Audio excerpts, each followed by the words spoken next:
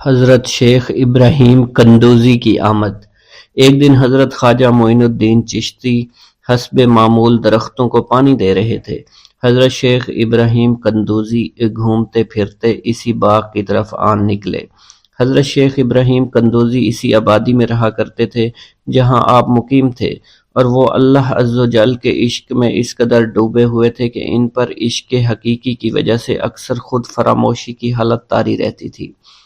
آبادی کے بچے اور بوڑھے انہیں مجذوب کہا کرتے تھے اور قدر کی نگاہ سے دیکھا کرتے تھے۔ جس وقت آپ کی نظر حضرت شیخ ابراہیم قندوزی پر پڑی تو سب کام چھوڑ کر آپ ان کی جانب متوجہ ہو گئے۔ آگے بڑھ کر خوش آمدید کہا اور دست مبارک کو بوسہ دیا، پھر نہایت عزت اور احترام کے ساتھ ایک سایہ دار درخت کے نیچے بٹھایا۔ ان دنوں انگوروں کا موسم تھا، کچھ پکے ہوئے خوشے بیلوں سے اتار کر آپ کی خدمت میں پیش کیے اور خود باادب ہو کر دو زانوں بیٹھ گئے۔ حضرت شیخ ابراہیم قندوزی کو حضرت خواجہ معین الدین چشتی کی مہمان نوازی کا انداز بہت پسند آیا۔ آپ کا یہ ادب بہت بھلا محسوس ہوا۔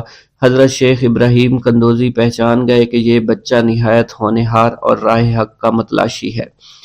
حضرت شیخ ابراہیم قندوزی نے اپنی جیب سے ایک کھلی کا ٹکڑا نکالا، دندان مبارک سے چبا کر خواجہ معین الدین چشتی کے دہنے مبارک میں ڈال دیا۔ وہ کھلی کا ٹکڑا شباب معرفت کا جام تھا جسے پیتے ہی آپ پر خودی کی کیفیت طاری ہو گئی اور نگاہوں سے تمام حجابات دور ہو گئے۔ آنکھوں میں نور ہی نور چھا گیا، تعینات کے حجابات سامنے سے اٹھ گئے، جوش حیرت قلب پر طاری ہو گیا، آنکھیں کھلی کی کھلی رہ گئیں۔ یہ نہیں کہا جا سکتا حضرت خواجہ معین الدین چشتی اس حالت فراموشی میں کب تک آئینہ حیرت بنے رہے۔ جب آپ کو ہوش آیا تو ساقی جام معرفت محفل سے اٹھ چکا تھا، دل قابو سے باہر ہو گیا، طبیعت پر جبر کر کے دامن صبر قرار تھام کر کے بیٹھ گئے۔ عشق میں صبر چونکہ انتہائی دشوار ہوتا ہے، لہٰذا حضرت خواجہ معین الدین چشتی کو بھی قرار نہ رہا، اور جو جلوہ آپ کو حضرت شیخ ابراہیم قندوزی دکھا چکے تھے، اس جلوہ کو دیکھنے کے بعد آپ خود پر ایک دیوانگی کی ایک کیفیت طاری ہو چکی تھی، اور دنیا اور دولت، دنیا سب حقیر اور بے وقعت دکھائی دینے لگی۔ آپ کے قلب میں عشق خداوندی جوش مارنے لگا اور قلب تمام دنیاوی آلائشوں سے پاک ہو گیا اور دنیا سے بے پرواہ ہو چکا تھا۔ جیسے جیسے وقت گزرتا گیا، حضرت خواجہ معین الدین چشتی کی دیوانگی اور وارفتگی بڑھتی چلی گئی۔ آپ نے حضرت شیخ ابراہیم قندوزی کے ہاتھوں جام معرفت پینے کے تیسرے دن ہی اپنی تمام املاک فروخت کر کے اس رقم کو راہ خدا میں خرچ کر دیا اور خود معمولی ساز راہ لیا اور اپنے وطن اور اپنے عزیز و اقارب اور رفقا کی محبت کو خیر باد کہہ کر چل دیے۔ محبوب حقیقی کے سچے عاشقوں کا یہ دستور رہا ہے کہ وہ قرب یار پانے کے لیے سب سے پہلے علوم ظاہری کا زینہ طے کیا کرتے ہیں، پھر عمل کی دشوار گزار منزلوں کو طے کر کے علوم باطنی سیکھتے ہیں، تب کہیں جا کر انہیں جلوہ محبوب دکھائی دیتا ہے۔ خواجہ معین الدین چشتی نے بھی اپنے مطلوب تک رسائی کے لیے یہی راستہ اختیار کیا۔ اس زمانہ میں ترکستان کی سرحد پر واقع سمرقند اور بخارا کے عظیم الشان دارالعلوم عالمگیر شہرت رکھتے تھے۔ مشرق و مغرب کے ہزاروں طلبہ ہر سال علم کی دولت سے مالا مال ہونے کے لیے ان دارالعلوم کا رخ کیا کرتے تھے۔ حضرت خواجہ معین الدین چشتی نے تحصیل علوم و فنون کے لیے سمرقند بخارا کا انتخاب کیا۔ بخارا پہنچ کر آپ علم حاصل کرنے میں مشغول ہو چکے تھے، اگرچہ حضرت خواجہ معین الدین چشتی کی صغیر سنی کی تعلیم کے متعلق کسی سوانح نگار نے قلم کو جنبش نہیں دی کہ والدین نے آپ کو گھر میں ابتدائی تعلیم دی تھی، مگر سادات خراسان کے مقتدر خاندانوں سے تعلق اور عارف و کامل صاحب فضل و کمال باپ کی گود میں پرورش پانے والے حضرت خواجہ معین الدین چشتی بھلا کیوں کر ان پڑھ رہ سکتے تھے۔ حالات و واقعات کے سیاق و سباق میں غور کرنے سے معلوم ہوتا ہے کہ آپ نے اگرچہ زیادہ تعلیم تو نہیں، کم از کم قرآن مجید کی تعلیم اور علوم مروجہ کی ابتدائی کتابیں ضرور پڑھی ہوں گی، اور یہ بات بھی بعد از قیاس نہیں کہ قرآن مجید کے کچھ سپارے بھی حفظ کیے ہوں۔ بہرحال بخارا پہنچنے سے پہلے آپ نوشت خواندند سے واقف ضرور تھے۔ حضرت خواجہ معین الدین چشتی بخارا کے تمام علماء فضلاء کے حلقہ درس میں شریک ہوئے۔ تذکروں اور سوانح عمری کے مطالعہ سے یہ پتہ نہیں چلتا ہے کہ آپ نے کن کن اساتذہ کے سامنے زانوئے تلمند طے کیا، مگر آپ کے اساتذہ میں حضرت مولانا حسام الدین بخاری خصوصیت کے ساتھ قابل ذکر ہیں، جنہوں نے آپ کو دستار فضیلت عطا فرمائی۔ حضرت مولانا حسام الدین بخاری کی دستگاہ سے آپ نے علوم ظاہری کی تکمیل فرمائی۔ 23 سے 24 برس کی عمر میں علوم ظاہری کی تکمیل کے بعد صفائی قلب اور تزکیہ نفس کا ضروری سامان حضرت خواجہ معین الدین چشتی کو باہم پہنچ گیا تھا، مگر قلب جس تسکین کا متلاشی تھا وہ نصیب نہ ہوئی، اور جس محبوب کو جی بھر کر دیکھنے کی آرزویں دل میں چوٹکیاں لے رہی تھی اس تک ابھی رسائی نہیں ہوئی تھی۔ عشق اور مشک چھپائے نہیں چھپتا، عشق کی آگ حضرت خواجہ معین الدین چشتی کے تن اور من کو جلا رہی تھی۔ تعلیم کی ہوا نے اس آگ کے شعلوں کو اور بھی تیز کر دیا، محبت کا ذوق بڑھ رہا تھا، عشق کے جذبات بھڑک رہے تھے۔ بالآخر جب بے قراری جنون کی حد کو پہنچی، آپ جانب عراق روانہ ہوئے۔ قصبہ سبحان پہنچ کر حضرت شیخ نجم الدین کبرا سے ملاقات ہوئی، اور 15 دن آپ نے حضرت شیخ نجم الدین کبرا کے ہاں قیام فرمایا۔ سبحان سے روانہ ہو کر حضرت خواجہ معین الدین چشتی بغداد شریف روانہ ہو گئے۔ ان دنوں حضور سیدنا غوث اعظم قصبہ جبل میں تشریف فرما تھے۔ یہ قصبہ کوہ جودی کے دامن میں آباد تھا، جہاں طوفان نوح کے وقت حضرت نوح کی کشتی آ کر رکی تھی۔ آپ حضور سیدنا غوث اعظم کی صحبت اور زیارت سے مشرف ہوئے۔ اس وقت آپ کی ابتدائی حالت تھی۔ حضور سیدنا غوث اعظم نے آپ کے حق میں دعائے خیر فرمائی۔ اس وقت آپ کی ابتدائی حالت تھی۔ حضور سیدنا غوث اعظم نے آپ کے حق میں دعا فرمائی۔ انہوں نے بشارت دی کہ آپ مقتدائے روزگار ہوں گے۔ خلق اللہ آپ سے فیض یاب ہو گئی۔ آپ نے حضور سیدنا غوث اعظم کے پاس کچھ عرصہ قیام کیا اور واپس تشریف لے گئے۔ پیارے دوستو، خواجہ غریب نواز اتنی اہم شخصیت ہیں اور اتنی عظیم شخصیت ہیں کہ زیارت حرمین شریفین کے موقع پر مکہ مکرمہ میں غیب سے ندا آئی کہ معین الدین میرا دوست ہے، میں نے اس کو اپنے مقبول اور برگزیدہ بندوں میں شامل کر لیا۔ اور پھر جب مدینہ منورہ میں روضہ رسول صلی اللہ علیہ وسلم پر حاضری دی اور ادب و احترام کے ساتھ سلام پیش کیا تو آپ کو نائب رسول بنا کر ہندوستان کی ولایت آپ کے سپرد کر دی گئی۔ حضرت سیدنا خواجہ غریب نواز رحمت اللہ علیہ کا معمول تھا کہ ساری رات عبادت الہی میں مصروف رہتے، حتیٰ کہ عشاء کے وضو سے نماز فجر ادا کیا کرتے تھے، اور تلاوت قرآن سے اس قدر شغف تھا کہ دن میں 2 قرآن پاک ختم فرما دیا کرتے تھے۔ دوران سفر بھی قرآن پاک کی تلاوت جاری و ساری رہتی۔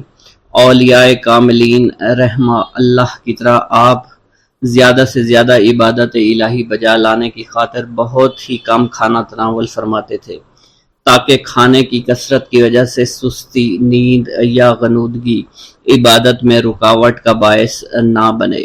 چنانچہ ان کے بارے میں منقول ہے کہ 7 روز بعد وہ 28 تولہ وزن کے برابر روٹی پانی میں بھگو کر کھایا کرتے تھے۔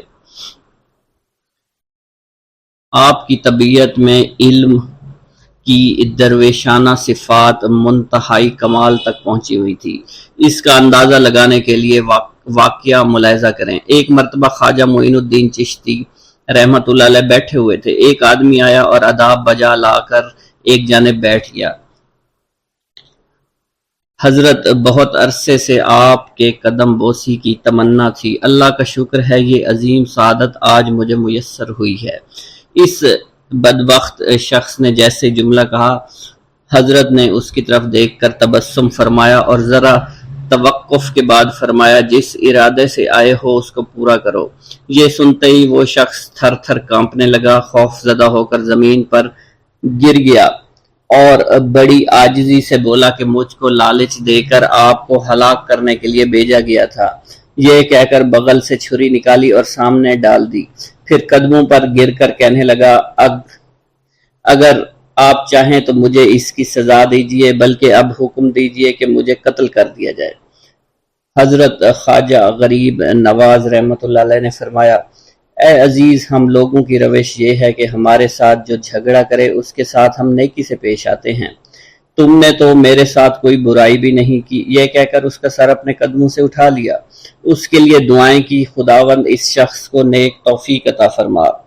دعا کرتے ہیں اس کا دل بدل جائے۔ اس نے حضور کی ملازمت اختیار کر لی، وہ دیندار آدمی بن گیا، یہاں تک کہ 7 بار حج کعبہ کی سعادت حاصل ہوئی اور اسی مقدس سرزمین میں رخ پرواز ہوئی۔ مکہ مکرمہ میں ہی پیوند خاک ہوا۔ ایک مرتبہ کا قصہ ہے کہ خواجہ معین الدین چشتی کے بعد ایک آدمی آیا اور اس نے کہا کہ حضرت، میرے گاؤں کی سڑک کی سند گم ہو گئی ہے اور نئی سڑک کے لیے بادشاہ لوگ تیار نہیں ہیں، لہذا دعا کیجئے کہ وہ سند مجھے مل جائے۔ حضرت خواجہ معین الدین چشتی نے اس شخص سے فرمایا کہ جاؤ اور بازار سے حلوہ لے کر آؤ۔ آپ نے یہ جملہ اس لیے فرمایا تھا کہ تھوڑی سی خوش طبعی ہو جائے۔ اس شخص نے فوراً کہا، اگر ایسی بات ہے تو میں ابھی جا کر حلوے کی ایک دیگ لے کر آتا ہوں۔ حضرت خواجہ معین الدین چشتی نے فرمایا، ہاں ہاں ضرور جاؤ، لیکن ایسا کرنا کہ بازار میں جو کونے پر تم کو حلوائی جاتے ہوئے ملے صرف اسی سے حلوہ لے کر آنا۔ اس نے کہا ٹھیک ہے، ایسا ہی کروں گا۔ خدا کا کرنا ایسا ہوا کہ جب وہ بازار میں داخل ہوا تو اس کو کونے میں وہی حلوائی دکھائی دیا۔ اس نے حلوائی سے کہا کہ تم میرا حلوہ تول دو۔ حلوائی نے جب اس کا حلوہ تولنا شروع کیا اور اس کو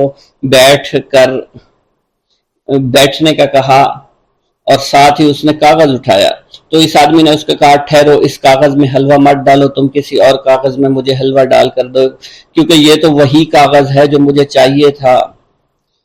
اور حلوائی نے وہ کاغذ اٹھا کر اسے دے دیا اور دوسرے کاغذ میں حلوہ ڈال کر اسے دے دیا۔ وہ آدمی واپس آیا اور اس نے سارا ماجرا بیان کیا۔ حضرت خواجہ معین الدین چشتی اجمیری رحمۃ اللہ علیہ نے تبسم فرمایا اور کہا کہ جاؤ، یہ حلوہ بھی اپنے ساتھ لے جاؤ، اپنے بچوں کو کھلا دو اور اللہ کا شکر ادا کرو۔ اور اسی کے ساتھ ساتھ ایسے بزرگوں کے کچھ انداز اور کچھ کردار ہوا کرتے ہیں جس کی وجہ سے لوگ ان کی طرف دیوانہ وار بھاگتے چلے آتے ہیں۔ کچھ ایسے ہی کردار خواجہ غریب نواز کے بھی تھے۔ مثلا آپ رحمت اللہ علیہ فرماتے ہیں کہ میں 8 سال اپنے مرشد کی خدمت میں مصروف رہا، ایک لمحہ بھی آرام نہیں کیا، میں نے نہ رات دیکھی نہ دن، ہمیشہ ان کے سفر میں رہا، کیونکہ کپڑے ہی بیشتر اور دیگر زمانے سفر سر پر رکھ کر ان کے ساتھ چلتا رہا۔ جب انہوں نے مجھ درویش کی خدمت کو دیکھا، مجھے وہ نعمت عطا فرمائی جس کے نہ کوئی حد ہے اور نہ کوئی انتہا، الغرض اس کب تک بارگاہ مرشد کے خادم بنے رہے، یہاں تک کہ کامیابی حاصل کر لی گئی، منزل مقصود تک آپ پہنچ گئے، حتیٰ کہ سند کے طور پر مرشد کامل نے ارشاد فرمایا، ہمارا معین الدین اللہ کا محبوب ہے۔ اسی طرح آپ کے انداز بارفتہ دیوانہ وار بنانے والی ایک اور بڑی خوبی یہ تھی کہ آپ کو انسانیت سے بڑا پیار تھا، بلا تفریق، بلا مذہب ملت، مظلوم کی امداد و حاجت روائی کیا کرتے تھے، گویا اپنے اوپر آپ نے لازم کر لیا تھا۔ مثال کے طور پر اس مظلوم مقتول کی حیات رو کے واقعے کو ملاحظہ فرمائیے۔ ایک حاکم نے ایک شخص کو بے گناہ پھانسی کی سزا دے دی۔ مقتول کی ماں حضرت خواجہ کی خدمت میں آئی، آپ اس وقت وضو فرما رہے تھے، اس عورت نے آتے ہی گریہ زاری شروع کر دی کہ خدا کے لیے میری فریاد سن لو، شہر کے حاکم نے ناحق میرے بیٹے کو قتل کر دیا ہے اور پھانسی کی سزا سنا دی ہے۔ حضرت خواجہ نے متوجہ ہو کر اس کی فریاد کو غور سے سنا۔ جب آپ کو یقین ہو گیا بالکل صحیح ہے، خواب میں اپنا عصا ہاتھ میں لیا اور اپنے مریدین کے ساتھ روانہ ہو گئے۔ ہر شخص حیران پریشان تھا کہ دیکھیے غیب سے کیا ظہور میں آتا ہے۔ حضرت خواجہ سیدھے مقتول کے پاس کھڑے ہو گئے اور دیر تک اس کی لاش کو دیکھتے رہے، پھر اپنے عصا سے اس کی گردن کو چھو کر فرمایا، اے مظلوم، اگر تجھ کو بے قصور مارا گیا ہے تو اللہ کے حکم سے زندہ ہو جا اور پھانسی کے تختے سے اتر جا۔ ان الفاظ کا زبان مبارک سے نکلنا تھا کہ مقتول زندہ و سلامت پھانسی کی تختی سے نیچے آ گیا، جیسے حکم کا منتظر ہو، اور فوراً حضور کے قدموں میں آ کر گر گیا۔ اسی وجہ سے آپ رحمۃ اللہ علیہ اپنے مریدین سے بے پناہ محبت فرمایا کرتے تھے، اور صرف حیات ظاہری میں ہی نہیں بلکہ وفات کے بعد بھی اپنے مریدین کے لیے اس وقت دعا فرمائیں گے جب آپ کا حرم کعبہ میں مصروف تھے اور آواز آئی، اے معین الدین، میں تجھ سے خوش ہوں اور تجھ کو بخش دیا، کچھ تمہاری خواہش ہے مانگو، میں تمہیں عطا کر دوں گا۔ آپ نے دعا فرمائی، اے اللہ میرے مریدوں کو بخش دینا۔ آواز آئی، معین الدین، تو میرا مخصوص برگزیدہ بندہ ہے، میرے تمام مریدین جو بھی تیرے شجرے میں شامل ہوں گے سب کو بخش دوں گا۔ اس کے بعد خواجہ غریب نواز رحمۃ اللہ علیہ اکثر فرمایا کرتے تھے کہ جب تک میرے مریدین جنت میں قدم نہیں رکھ لیں گے میں بہشت میں داخل نہیں ہوں گا۔ آپ رحمۃ اللہ علیہ کو اگر آج بھی خواجہ ہند کہا جاتا ہے تو یوں ہی نہیں کہا جاتا، بلکہ ایران سے ہندوستان تک بہت سی مشکلات کا سامنا کیا، راہ حق میں بے نظیر قربانیاں دی، جس کی گواہی خود غیب سے ملی، یعنی جس نے اپنی پوری زندگی بھی اللہ کے لیے وقف کر دی، حتیٰ کہ آپ کی روح بھی اللہ کی محبت میں رجب المرجب 632 ہجری میں پرواز کر گئی۔ اللہ رب العزت سے دعا ہے کہ ہم تمام کو فیضان خواجہ سے فیض یاب فرما، بلکہ تعلیمات خواجہ پر عمل پیرا ہونے کی توفیق عطا فرما، آمین یا رب العالمین۔ ایک گاؤں کے بارے میں کہا جاتا تھا کہ جہاں قدرت کی بے پناہ نعمتیں تھیں، اللہ پاک نے وہاں کے لوگوں کو مالا مال کیا ہوا تھا، ایسی نعمتیں کہ جن نعمتوں کو دیکھ کر انسان اکثر مغرور ہو جایا کرتے ہیں، مگر وہاں پر کچھ مسلمان تھے، اور سب سے بڑی اور بری بات یہ تھی کہ وہاں کے تمام لوگ کافر تھے۔ وہ کفار اپنی دولت پر بہت فخر کیا کرتے تھے، کیونکہ ان میں ہر ایک انسان بہت دولت مند تھا، ہر ایک کے پاس بے بہا پیسے تھے، کسی کو پیسوں کی کمی نہیں تھی۔ وہاں کے سردار کی ایک اکلوتی بیٹی تھی جس کو سردار بے پناہ پیار کرتا تھا۔ اس سردار کی بیٹی بے پناہ مغرور، ظالم، گھمنڈی تھی۔ وہاں پر غریب لوگ صرف مسلمان ہی تھے، تمام کافر ایک دوسرے کی مدد کیا کرتے تھے، لیکن مسلمانوں کی مدد کرنے والا وہاں پر کوئی نہ تھا۔ وہاں پر انہیں کوئی دیکھنے والا نہ تھا۔ سردار کی بیٹی کو کالے جادو میں خوب مہارت حاصل تھی، اور وہ جادو کی وجہ سے وہاں پر رہنے والے غریبوں پر بہت ظلم کیا کرتی تھی۔ تمام مسلمان اس سے بے حد پریشان تھے، اور وہ لوگوں کو غلام بناتی اور مزدور بناتی تھی۔ اگر ان میں کوئی اس کی بات نہ مانتا تو اس کو قیدی بنا کر اپنے اشاروں پر نچایا کرتی تھی۔ اس بستی میں چونکہ اکا دکا مسلمان تھے جن کا کوئی پرسان حال نہیں تھا، کوئی بھی ان کو بچانے والا نہیں تھا۔ جب وہ سردار کی بیٹی کے ظلم حد سے بڑھ گئے تو مسلمانوں میں سے ایک بوڑھے شخص نے اللہ کے حضور گڑ گڑا کر دعائیں کی، اے اللہ، ہمارے چند نسلیں جو یہاں پر بچی ہوئی ہیں، ان نسلوں کو تو بچا لے۔ یہ سردار کی بیٹی جس نے ہمارا جینا دشوار کر رکھا ہے، یہاں کوئی بھی انسان ہمارا حال نہیں پوچھتا، اور نہ ہی ہمارے پاس مال و دولت ہے، اور نہ ہی ہمارے پاس جسمانی طاقت بچی ہے۔ یا اللہ، ہمارے لیے کوئی ایسا بندہ بھیج جو نہ صرف طاقتور ہو بلکہ اس جادوگرنی یعنی سردار کی بیٹی کو بھی ہرا سکے۔ اللہ رب العزت نے اس بوڑھے کی دعا کو قبول فرمایا، اور یوں اس جگہ پر ایک اللہ والے کو بھیج دیا، اور وہ اللہ والے ایسے ہی بستی میں داخل نہیں ہوئے، بلکہ ایک دن کچھ عجیب واقعہ ہوا۔ ان کافروں کا سردار جنگل میں سیر سپاٹے کرتے ہوئے نکلا تھا، بڑی شان سے چلتا ہوا وہ سفر کر رہا تھا۔ اچانک ایک زہریلا سانپ اس کے سامنے آیا۔ اس زہریلے سانپ نے بادشاہ کو ڈس لیا، اور وہ بے ہوش ہو کر زمین پر گر پڑا اور تڑپنے لگا۔ اس کے جو ساتھی تھے انہوں نے جب اپنے سردار کو یوں تڑپتا ہوا دیکھا اور سردار کی غیر حالت دیکھی تو کہ جسے ایک زہریلے سانپ نے کاٹ لیا ہے، تو وہ فوراً اسے اٹھا کر گھر لے آئے۔ تاکہ اسے بچانے کے لیے کچھ کیا جا سکے۔ اس لڑکی نے اپنے باپ کی جب یہ حالت دیکھی تو اپنے آس پاس کے بڑے بڑے حکیموں کو بلایا، لیکن عجیب بات یہ تھی کہ لاکھ کوشش کے باوجود زہر نکالنے میں سارے ناکام ہو رہے تھے، اور زہر تیزی کے ساتھ اس کے جسم میں پھیلتا چلا جا رہا تھا۔ لیکن اسی وقت وہاں ایک درویش کی آمد ہوئی، ایک اللہ والے آئے، ان اللہ پاک نے اس مقصد کے تحت وہاں بھیجا تھا۔ اس اللہ کے ولی نے سردار کے گھر پر پہنچ کر دروازے کو کھٹکھٹایا۔ نوکروں نے پوچھا کون ہو، کس سے ملنا ہے؟ اس نے کہا میں نے سنا ہے کہ یہاں کے سردار کو سانپ نے ڈس لیا ہے۔ نوکر کہنے لگے کہ تمہیں کیسے پتا چلا کہ یہاں کے سردار کو سانپ نے ڈس لیا ہے؟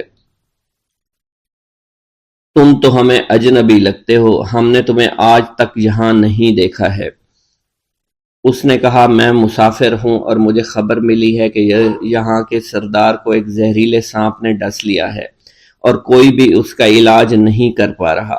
نوکروں نے کہا تم کون ہو؟ اللہ والے نے کہا میں حکیم ہوں اور میں ان کے علاج کی غرض سے یہاں آیا ہوں۔ وہ نوکر اللہ والے کی حالت دیکھ کر ہنسنے لگے، کیونکہ آپ نے پھٹے پرانے کپڑے پہن رکھے تھے اور دیکھنے سے بہت غریب معلوم ہوتے تھے۔ وہ نوکر کہنے لگے کہ اتنے بڑے سردار کا علاج کرو گے؟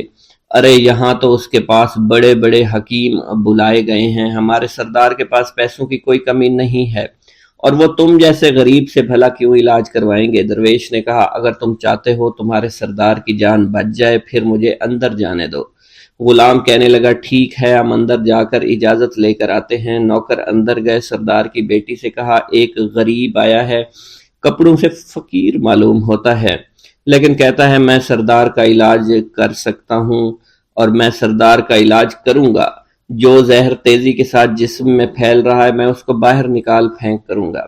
اس کی بیٹی کہنے لگی ٹھیک ہے بلا لو۔ جب وہ اللہ والے اس کے گھر کے اندر گئے تو دیکھا سردار تڑپ رہا تھا، ٹانگ کو بار بار بستر پر پٹخ رہا تھا۔ اللہ والے نے اس کے پیر کی طرف دیکھا جہاں سانپ نے اس کو کاٹا تھا، اسی جگہ اللہ والے نے تھوک دیا، فوراً وہاں سے بھاگ گئے۔ اس کے سارے سپاہی اس کی بیٹی دیکھ کر حیران رہ گئے کہ یہ بھلا کون سا دیوانہ ہے، کمرے میں آیا، علاج کی بجائے اسی جگہ پر تھوک دیا جہاں صرف کاٹا تھا، اور بھاگ بھی گیا، اس کو کوئی گرفتار نہیں کر سکا۔ سردار کی بیٹی غصے میں تل ملا اٹھی کہ اس نے جو گستاخی کی ہے اس کی کوئی بات نہیں، تھوک کو میں صاف کروا دوں گی، مگر اس کو تو میں ابھی گرفتار کرواتی ہوں۔ اور اس نے اپنے سردار کے ایک نوکر سے کہا کہ اس تھوک کو صاف کرو۔ اس نوکر نے تھوک کو صاف کرنے کی بجائے اس کو اچھی طرح سے ٹانگ پر مل دیا۔ لڑکی نے کہا کیا کر رہے ہو؟ اس فقیر نے میرے باپ کی ٹانگ پر تھوک دیا، اب اس تھوک کو تم مل رہے ہو؟ حکیم نے اپنے ہاتھ کے اشارے سے سردار کے بیٹے کو روک دیا۔ جیسے اس تھوک کو سردار کی ٹانگ پر ملا گیا فوراً سارا زہر ختم ہو گیا۔ جو ٹانگ کٹنے کے قابل تھی وہ ٹانگ بالکل ٹھیک ہو چکی تھی، جو نیلی پڑ چکی تھی اب اصلی حالت میں آہستہ آہستہ واپس آ رہی تھی، اور جب وہ قبیلے کا سردار بالکل ٹھیک ہو گیا، ہوش میں آ گیا تو حیران رہ گیا۔ اسے بتایا کہ فقیر بابا کے تھوک کی وجہ سے آپ ٹھیک ہوئے ہیں۔ اس نے کہا وہ بزرگ تو ہمارے لیے مسیحا ہے، تم لوگوں نے انہیں جانے کیوں دیا؟ انہیں میرے پاس لے کر آؤ، انہوں نے ہم پر بہت بڑا احسان کیا ہے، ہم اس کے احسان کا بدلہ ضرور چکائیں گے۔ اس کی بیٹی جو خاموشی سے باپ کو دیکھ رہی تھی اس نے کچھ بھی نہ کہا۔ گاؤں کے سردار کے کہنے پر سارے سپاہی اللہ والے کو ڈھونڈنے کے لیے نکل گئے۔ وہ چاروں طرف پھیل گئے لیکن کہیں بھی اللہ والے کا پتہ نہیں چل رہا تھا۔ پھر جب سپاہی تلاش کرتے کرتے جنگل میں داخل ہوئے، وہاں ایک درخت کے نیچے ایک آدمی کو عبادت کرتے ہوئے دیکھا۔ وہ غور سے اس کو دیکھ رہے تھے اور کہہ رہے تھے یہ کس طرح کی عبادت کر رہے ہیں؟ ہم لوگ تو اپنے بتوں کے آگے ہاتھ جوڑتے ہیں، یہ نہ جانے کس کو سجدہ کر رہے ہیں۔ خیر، عبادت کے فوراً بعد اللہ والے کو پکڑ لیا، گاؤں کے سردار کے سامنے پیش کیا۔ وہ کہنے لگا آپ کون ہیں اور کہاں سے آئے ہیں؟ سب سے پہلے تو میں گستاخی کی معافی چاہتا ہوں، میرے لوگوں نے آپ کے ساتھ بڑی بدتمیزی کی، لیکن آپ کی وجہ سے آج میں زندہ ہوں۔ ہم گناہ گاروں کی وجہ سے آپ جیسے لوگوں کو بہت تکلیف ہوئی ہے، اس لیے میں معذرت چاہتا ہوں۔ آپ سے درخواست کرتا ہوں کہ آپ میری طرف سے یہ قیمتی لباس یعنی کپڑے اور عربی گھوڑا قبول کیجئے۔ اللہ والوں نے اس کی طرف مسکرا کر دیکھا اور کہا یہ گھوڑا، یہ لباس بہت قیمتی ہے، مگر یہ لباس پہن کر اس گھوڑے کے لیے گھاس کاٹوں گا تو کیا اچھا لگوں گا؟ سردار نے کہا فکر نہ کریں، گھوڑے کے ساتھ ساتھ ہم آپ کو نوکر بھی دیں گے۔ اللہ والے نے کہا کہ اتنی مال و دولت اور نوکروں کے ساتھ میں اکیلا رہوں گا؟ گاؤں کا سردار بولا حضور آپ کی یہ بات سن کر میں سوچ میں گم ہو گیا ہوں، لیکن یہ میری بیٹی آپ کے سامنے حاضر ہے۔ بیٹی حیرت سے اپنے باپ کو دیکھ رہی تھی کہ میرا باپ اب کیا کہنے والا ہے۔ سردار نے کہا میری بیٹی جسے آپ نے دیکھ لیا ہے اس کی شادی میں آپ سے کر دوں گا، مگر ایک شرط ہے کہ آپ کو اپنے مذہب کو چھوڑنا پڑے گا۔ میرے سپاہیوں نے آپ کو عبادت کرتے ہوئے دیکھا ہے، جہاں تک ہمارے معمولات ہیں ہم بتوں کے آگے سجدہ کرتے ہیں اور ان کی عبادت کرتے ہیں، اور آپ جس کے آگے سجدہ کرتے ہیں وہ اللہ ہے، یعنی آپ مسلمان ہیں، اس لیے آپ کو اپنا مذہب چھوڑنا پڑے گا۔ کیا آپ ایسا کر سکتے ہیں؟ اللہ والے نے کہا کہ مجھے ایک بات بتائیے، آپ سب کچھ دیکھ رہے ہیں، آپ نے مجھے یہ بھی دعا دی کہ میری اولادیں ہوں اور آپ کی نسل آپ کی بیٹی سے چلے گی۔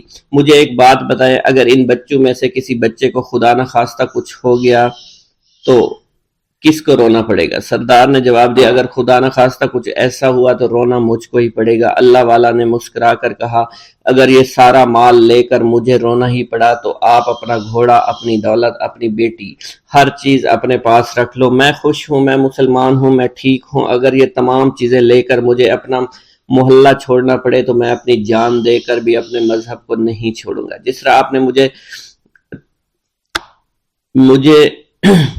نوازا ہے، میں اسی رب کے دین کو چھوڑ کر چلا جاؤں گا۔ صرف چند پیسوں کی خاطر میں ہر دن پیسہ نہیں کر سکتا، اور اپنی درویشی میں میں بہت خوش ہوں۔ اللہ نے مجھے جس مقصد کے لیے بھیجا تھا وہ میرا مقصد پورا ہو جائے گا۔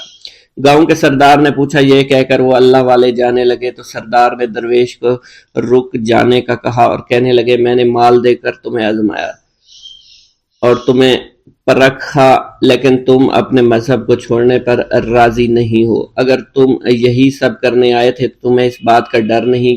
کیا تم نہیں جانتے ہم کتنے طاقتور ہیں، اور میری بیٹی اپنے عمل میں اتنی ماہر ہے کہ تمہیں یہاں کھڑے کھڑے ابھی جنگلی جانور بنا سکتی ہے۔ اللہ والے نے کہا کہ اس نے جنگلی جانور کمزور لوگوں کو بنایا ہوگا، یہ مجھے جانور بنا کر تو دکھائے۔ اس سے پہلے کہ گاؤں کا سردار اپنی بیٹی سے کچھ کہتا کہ اس پر وار کرو، اللہ والے نے جادوگرنی پر ایسی پھونک ماری کہ وہ اسی وقت ایک بہت بڑی چھپکلی بن گئی۔ وہ کچھ بھی نہیں کر پا رہی تھی، وہ چھپکلی اتنی بڑی تھی کہ وہاں پر جتنے بھی انسان کھڑے تھے ان سب میں سب سے زیادہ اونچا اس کا قد تھا۔ وہ چھپکلی اللہ والے کے پاس آئی، اپنا زہر اس پر اگلنا چاہتی تھی کہ اسی وقت اس نے اس کے منہ پر تھوک دیا۔ تھوکنے کی دیر تھی وہ چھپکلی جلنے لگی، اور جس سے گرمی کی وجہ سے اس کا چہرہ پگھل رہا تھا، اس کا چہرہ جل کر کالا ہو چکا تھا۔ وہ مرنے والی تھی کہ سردار دوڑتا ہوا قدموں میں آ کر گر پڑا اور معافی مانگنے لگا اور کہنے لگا حضور اس گستاخی کے لیے میں معذرت خواہ ہوں، آپ مجھے معاف کر دو، میں نے سچ میں آپ کو بہت کمزور سمجھا تھا، آپ کو آپ کا مذہب سے ہٹانا چاہا تھا۔ اگر میری بیٹی ٹھیک ہو جائے تو میں سچ کہتا ہوں یہاں پر جتنے لوگ ہیں ہم پوری کی پوری بستی مسلمان ہو جائیں گے۔ اللہ والے نے کہا کہ ہم تمہیں اپنے دین میں شامل کرنے کے لیے یہ سب نہیں کر رہے، بلکہ تم لوگ مسلمان بھائیوں پر جو ظلم کرتے ہو وہ ظلم کو ختم کرنے کے لیے ہم یہاں آئے ہیں۔ ہمارے دین میں جبر اور ظلم نہیں۔ اگر تمہارے بیٹی سے انسان بن کر سدھر جاتی ہے تو اس کو اس کی اصلی حالت میں لانے کے لیے میں خود کو اللہ کی بارگاہ میں پیش کروں گا اور دعا کروں گا۔ سردار کہنے لگا کہ ہاں میری بیٹی اصلی حالت میں اگر آ جائے تو پھر ہم کسی پر ظلم و ستم نہیں کریں گے، اور میں دل سے اپنی بیٹی کے لیے معافی چاہتا ہوں۔ آج سے یہ کوئی بھی جادو ٹونا اور مسلمانوں کو تنگ نہیں کرے گی، اور نہ ہی کسی مسلمان پر یہ ظلم اور جبر کرے گی۔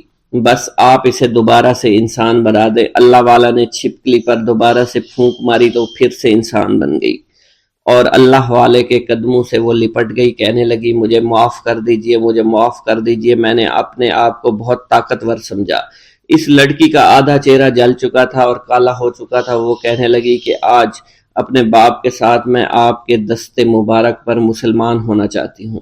میں وعدہ کرتی ہوں کہ آج سے اس بستی پر کوئی بھی کافر کسی مسلمان کے ساتھ بدتمیزی نہیں کرے گا، زیادتی نہیں کرے گا، ظلم اور جبر نہیں کرے گا، بلکہ ہم سب یہاں مل جل کر رہیں گے اور بھائی چارے کے ساتھ رہیں گے۔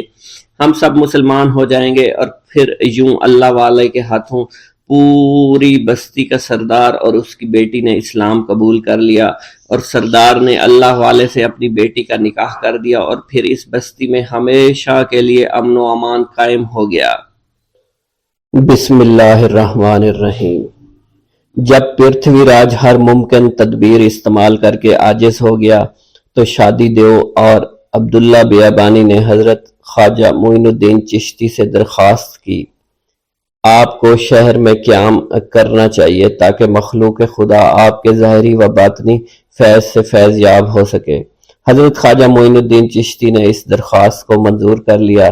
آپ نے شیخ محمد یادگار کو حکم دیا، شہر میں رہائش گاہ کے لیے کوئی مناسب جگہ تلاش کرو۔ شہر میں جا کر شیخ محمد یادگار نے وہ جگہ تجویز کی جہاں آپ کا مزار مبارک ہے۔ یہ جگہ دراصل شادی دیو کے رہنے کی جگہ تھی، جہاں آپ انا ساگر کے کنارے سے اٹھ کر اس مقام پر رہائش پذیر ہو گئے۔ شہر میں قیام کے بعد حضرت خواجہ معین الدین چشتی نے تمام حجت کے لیے پرتھوی راج کے نام دعوت نامہ اسلام ارسال فرمایا، جس کا مضمون یہ تھا: اے سنگ دل راجہ، تیرا اعتقاد جن لوگوں پر تھا وہ اللہ عز و جل کے فضل و کرم سے مسلمان ہو چکے ہیں۔ اگر تو بھی اپنی بھلائی چاہتا ہے تو مسلمان ہو جا، ورنہ ذلیل و خوار ہو جائے گا۔ پرتھوی راج پر حضرت خواجہ معین الدین چشتی کی دعوت کا کوئی اثر نہیں ہوا۔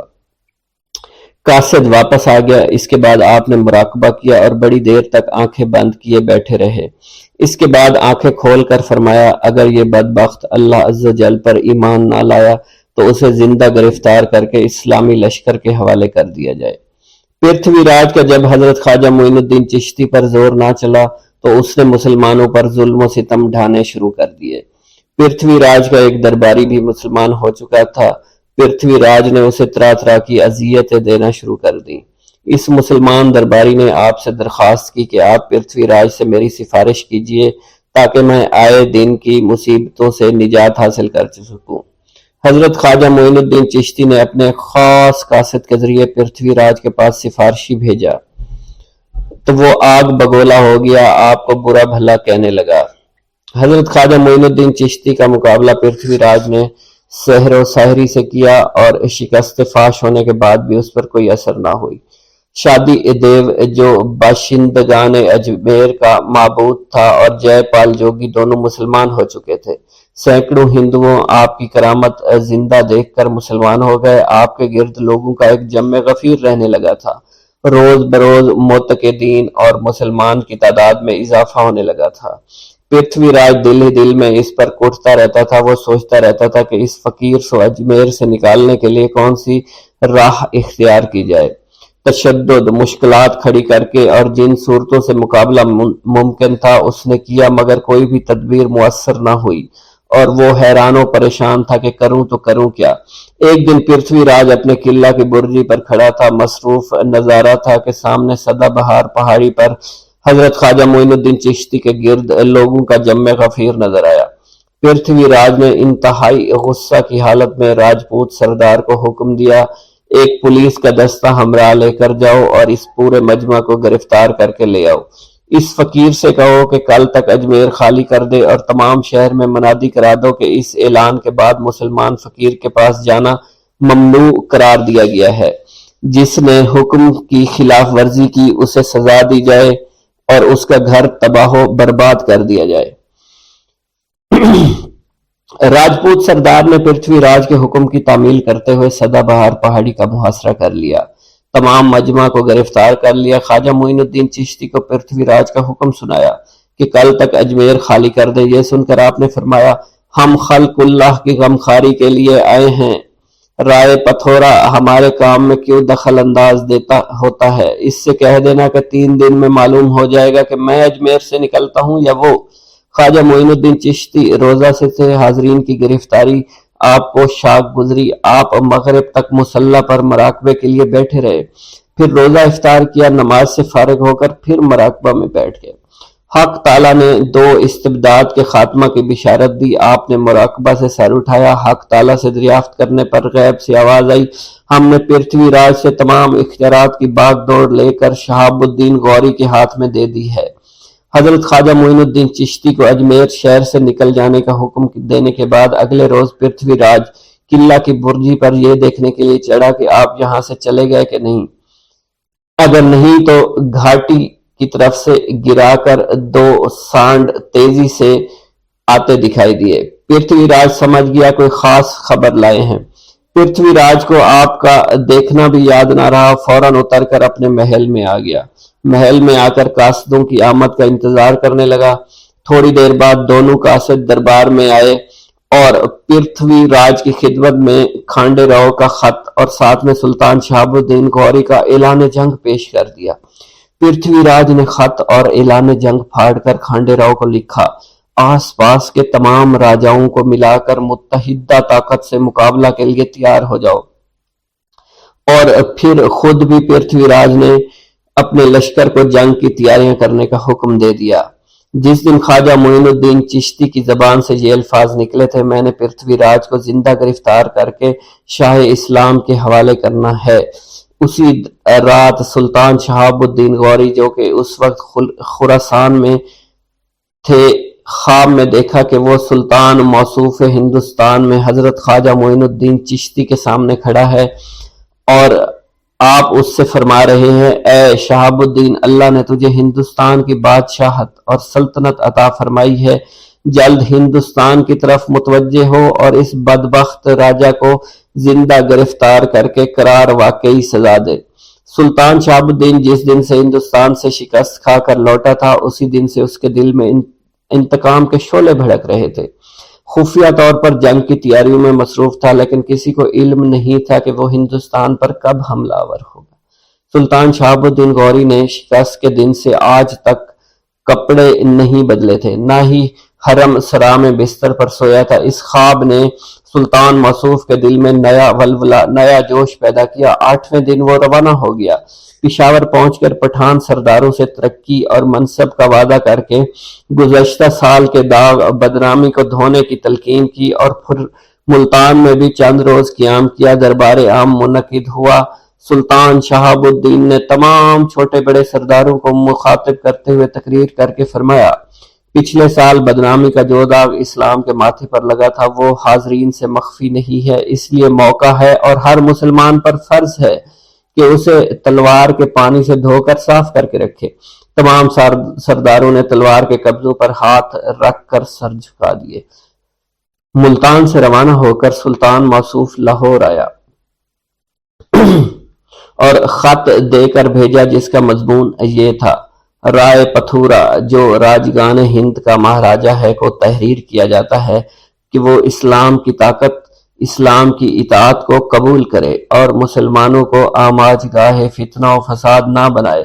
یہ ملک اللہ کا ہے، اسی کا حکم نافذ رہے گا ورنہ تلوار فیصلہ کرے گی۔ پرتھوی راج نے اس خط کا نہایت تلخ جواب دیا اور تمام راجگان ہند کے نام گشتی تحریر جاری کی کہ سلطان شہاب الدین کا مقابلہ کرنے کے لیے فوج تیار ہو جائے گی، اور پھر تھوڑے ہی دنوں میں 3 لاکھ راجپوتوں کا لشکر پرتھوی راج کے جھنڈے تلے جمع ہو گیا۔ ادھر پرتھوی راج کی متحدہ فوج چلی تو ادھر سلطان شہاب الدین غوری کا لشکر آگے بڑھا۔ سردستی ندی کے دونوں کناروں پر خیمہ زن ہو گئے۔ اسی اثنا میں سلطان شہاب الدین غوری کو پرتھوی راج کا خط ملا جس میں لکھا ہوا تھا کہ اسلامی لشکر کے سپہ سالار کو جاسوسوں کے ذریعے معلوم ہو گیا ہے کہ ست دھرم کی رکشا کے لیے ہمارے پاس آسمانوں کے ستاروں سے بھی زیادہ لشکر موجود ہے اور ہندوستان کے گوشہ گوشہ سے دھرم رکشک چلے آ رہے ہیں۔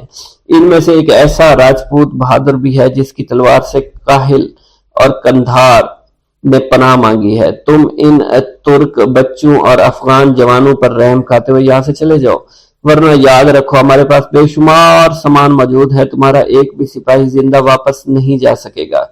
سلطان شہاب الدین غوری خط کو پڑھ کر خاموش ہو گئے۔ اسے یقین اور اعتقاد ہو گیا کہ فتح کا دار و مدار قلت و کثرت پر نہیں ہے پر ہے، اور فتح میری ہی ہوگی۔ سلطان الدین کے پاس صرف 1,70,000 کی فوج تھی۔ 27 محرم 588 ہجری کی صبح دونوں طرف صف بندی شروع ہوئی، اور صف بندی مکمل ہونے کے بعد راجپوتوں نے طبلِ جنگ بجا کر تیر اندازی شروع کر دی۔ لڑتے لڑتے دوپہر ہو گئی، گرمی کا موسم، پھر اژدہام کی حرارت، جنگ طول پکڑتی چلی گئی۔ پرتھوی راج کی فوج لڑتے لڑتے تھک گئے، قریب تھا کہ بھگدڑ مچ جاتی۔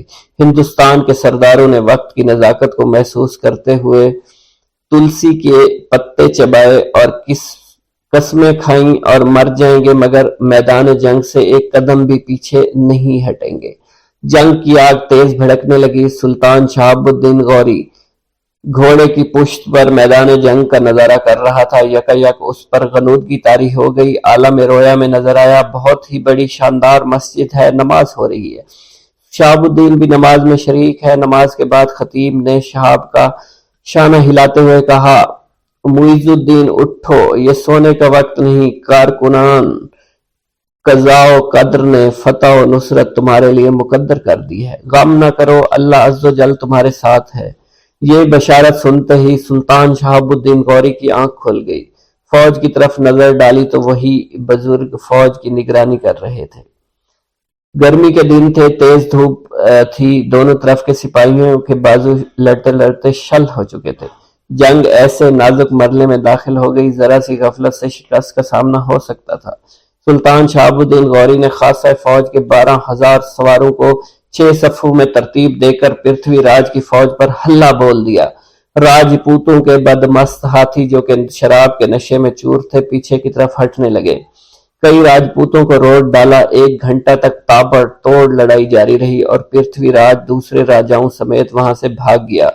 کھانڈے راؤ میدان جنگ میں مارا گیا۔ سلطان شہاب الدین غوری کی فوج نے مارکا سر کر لیا۔ سلطان شہاب الدین کی فوج نے پرتھوی راج کی فوج کا تعاقب کیا جس میں کئی بھگوڑے راجا مارے گئے۔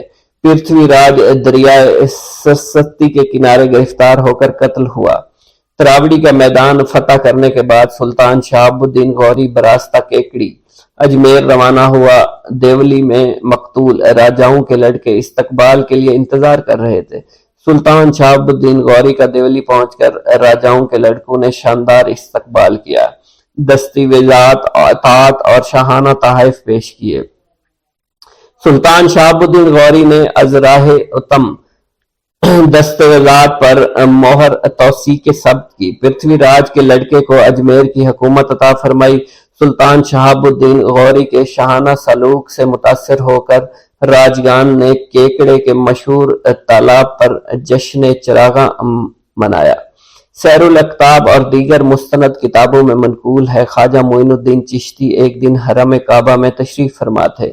ندا آئی، اے معین الدین، ہم تجھ سے خوش ہیں، ہم نے تجھے بخش دیا ہے، جو کچھ چاہتے ہو وہ آج مانگ لو۔ خواجہ معین الدین نے عرض کیا، میرے سلسلے میں جو بھی داخل ہو جائے اسے بخش دیا جائے۔ اچھا، تیرے سلسلے کے تمام مریدوں کو بخش دوں گا۔ حضرت خواجہ معین الدین چشتی ہر سال قوت روحانی سے زیادہ کعبہ کے لیے تشریف لے جایا کرتے تھے۔ آخر زمان میں تو یہ عالم تھا کہ آپ رات کو خانہ کعبہ کا طواف کرتے اور فجر کی نماز اجمیر شریف میں ادا کیا کرتے تھے۔